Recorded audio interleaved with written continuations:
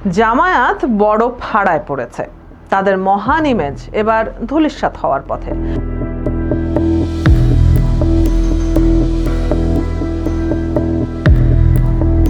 চুরমার হয়ে যাচ্ছে তাদের অভিজাত এলিট সাধু রাজনৈতিক অহং। কারণ তাদের এমপি থেকে আমকর্মীরা যা ঘটাচ্ছে তা মোটেও গৌরবের নয়। রাজধানীর রাজনৈতিক অঙ্গনে যেন হঠাৎ করে নেমে এসেছে এক অস্বস্তিকর নীরবতা। কারণ সামাজিক মাধ্যমে ছড়িয়ে পড়েছে একটি ভিডিও। কয়েক ঘন্টার মধ্যে ভিডিওটি লাখো মানুষের আলোচনার কেন্দ্রে চলে আসে। শুরু হয় জল্পনা, বিতর্ক এবং অসংখ্য প্রশ্ন। ভিডিওতে দেখা যায় জামায়াতের একজন সংসদ সদস্য এক তরুণীর সঙ্গে ব্যক্তিগত মুহূর্তে রয়েছেন। ভিডিওটি প্রকাশ্যে আসার পর মুহূর্তেই সামাজিক মাধ্যম বিভক্ত হয়ে পড়ে।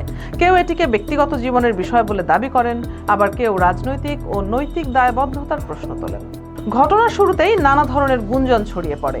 কেউ বলেন ভিডিওটি কৃত্রিম বুদ্ধিমত্তার সাহায্যে তৈরি, আবার কেউ দাবি করেন এটি সম্পূর্ণ বাস্তব।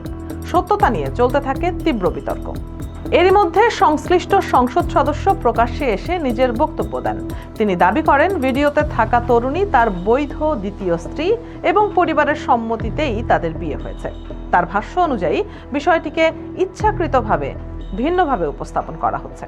তার এই বক্তব্য নতুন করে আলোচনার জন্ম দেয়, কারণ সামাজিক মাধ্যমে ছড়িয়ে পড়া কিছু নথি ও তথ্য নিয়ে প্রশ্ন তুলতে শুরু করেন অনেকেই। বিশেষ করে বিয়ের সময়, তরুণীর পরিচয় এবং বিভিন্ন তারিখ নিয়ে নতুন বিতর্ক তৈরি হয়। ঘটনার মোড় আরও ঘুরে যায় যখন সংসদ সদস্য অভিযোগ করেন তাকে এবং তার দ্বিতীয় স্ত্রীকে পরিকল্পিতভাবে ফাঁদে ফেলা হয়েছিল। তার দাবি কয়েকজন ব্যক্তি তাদের জিম্মি করে অর্থ আদায়ের চেষ্টা করেন এবং সেই সময় গোপনে ভিডিও ধারণ করা হয়। তিনি আরো বলেন পরবর্তীতে সেই ভিডিও সামাজিক মাধ্যমে ছড়িয়ে দিয়ে তার রাজনৈতিক ও ব্যক্তিগত সুনাম নষ্ট করার চেষ্টা করা হয়েছে। তার অভিযোগ পুরো ঘটনাটি ছিল পূর্ব পরিকল্পিত ষড়যন্ত্র। তবে এই বক্তব্যের পরও নানা প্রশ্ন থেকেই যায়। যদি ঘটনাটি তার দাবি অনুযায়ী ঘটে থাকে, তাহলে কিভাবে এত বড় একটি ঘটনা ঘটলো? কেন ঘটনাস্থল থেকে দ্রুত কোনো আইনগত পদক্ষেপ নেওয়া হলো না?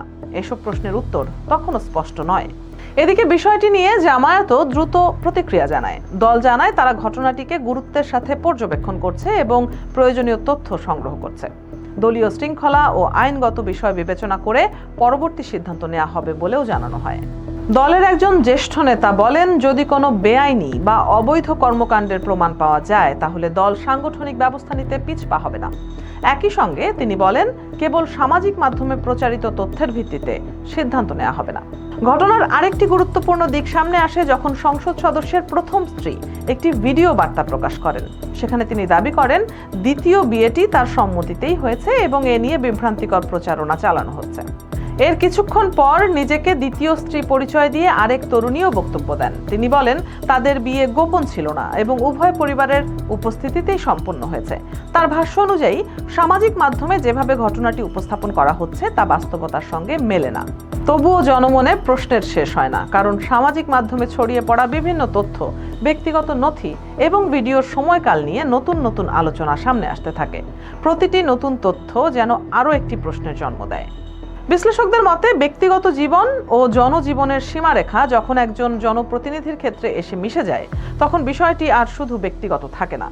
জনগণের আগ্রহ এবং রাজনৈতিক প্রতিক্রিয়া তখন স্বাভাবিকভাবেই বেড়ে যায়। অন্যদিকে অনেকেই মনে করেন ব্যক্তিগত গোপনীয়তা লঙ্ঘন করে ভিডিও ধারণ ও প্রকাশ করা নিজেই একটি গুরুতর অভিযোগ। যদি সেই দাবি সত্য হয় তাহলে ঘটনাটির ফৌজদারি দিকও গুরুত্বের সাথে তদন্ত হওয়া প্রয়োজন। রাজনৈতিক অঙ্গনে এই ঘটনাকে ঘিরে শুরু হয়েছে নানা হিসাব নিকাশ। বিরোধীরা বিষয়টি নিয়ে সমালোচনায় সরব, আর সমর্থকরা বলছেন তদন্ত শেষ হওয়ার আগে কোনো সিদ্ধান্তে পৌঁছানো ঠিক হবে না। সামাজিক মাধ্যমেও পরিস্থিতি ছিল উত্তপ্ত। একের পর এক পোস্ট, ভিডিও, বিশ্লেষণ এবং মন্তব্যে পুরো ঘটনাটি দেশের অন্যতম আলোচিত ইস্যুতে পরিণত হয়। কয়েক ঘন্টার ব্যবধানে কোটি মানুষের নিউজ ফিডে স্থান করে নেয় এই বিতর্ক। এমন পরিস্থিতিতে সংশ্লিষ্ট সকল পক্ষের বক্তব্য সামনে এলেও এখনও অনেক প্রশ্নের আনুষ্ঠানিক উত্তর মেলেনি। ভিডিওটি কিভাবে ধারণ করা হয়েছিল, কারা ছড়িয়েছিল এবং অভিযোগগুলোর সত্যতা কতটা, তা তদন্তের ওপরেই নির্ভর করছে। বিশেষজ্ঞদের মতে এ ধরনের ঘটনায় সামাজিক মাধ্যমে ছড়িয়ে পড়া তথ্যকে চূড়ান্ত সত্য ধরে নেওয়া যেমন ঠিক নয়, তেমনি কোনো পক্ষের দাবিকেও প্রমাণ ছাড়া নিশ্চিত বলে ধরে নেওয়া যায় না। নিরপেক্ষ তদন্তই প্রকৃত সত্য উদ্ঘাটনের সবচেয়ে নির্ভরযোগ্য পথ। এখন সবার নজর সংশ্লিষ্ট রাজনৈতিক দলের পরবর্তী সিদ্ধান্ত এবং সম্ভাব্য তদন্তের দিকে।